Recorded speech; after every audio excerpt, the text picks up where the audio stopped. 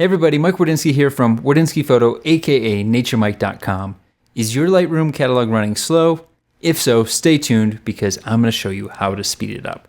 The first thing we're going to do is go into Lightroom and go to File and choose Optimize Catalog.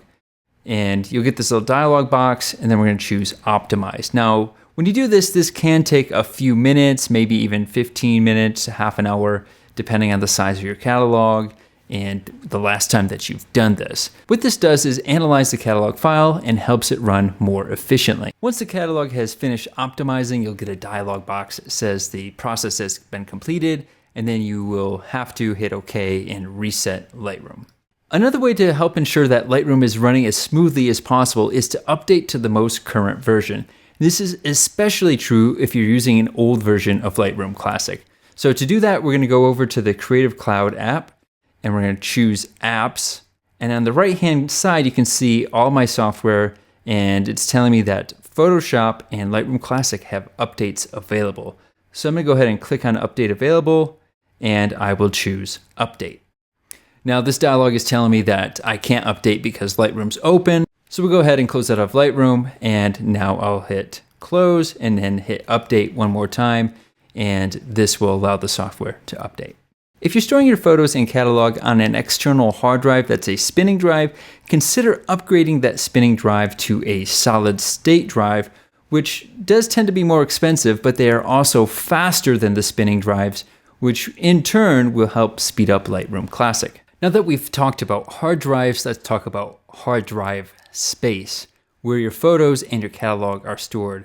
Adobe recommends that you have at least 20% of the space on that hard drive available to help Lightroom run better and more efficiently. So if we head over to our Finder or Explorer, in this case I'm on a Mac, so I'm gonna go to my Finder, and I'm gonna go to my hard drive, and I'm gonna hit Command-I, Control-I on a PC, and that's gonna give you information.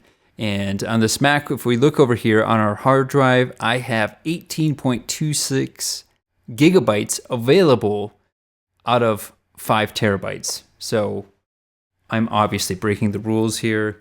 This hard drive is filled to the brim, and probably why my Lightroom catalog doesn't run quite as efficiently as it could.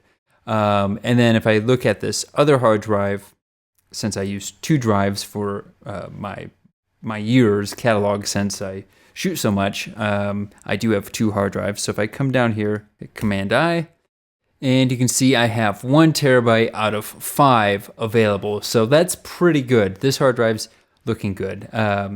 Just another thing to think about. It's not absolutely necessary. I break the rules all the time.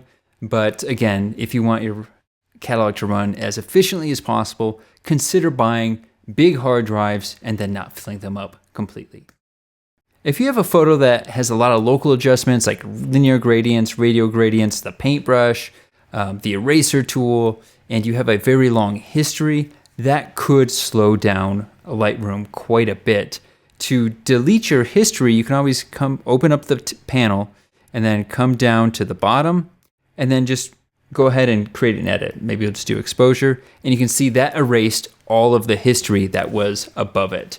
Again, not going a guarantee is going to help, but it can't hurt to try if you have a photo that's just really chugging along. Lastly, if you've done all of this and Lightroom is still running slow, unbearably slow, check in with your computer. How old is your computer? It might be time for an upgrade. So make sure you have the minimum amount of processor and RAM. Ideally, you want more than the minimum in order for Lightroom to run as efficiently as possible. So if I head over to Adobe's website here, they have a list of minimal requirements for Lightroom Classic. I'll go ahead and leave a link to this into the description of this video.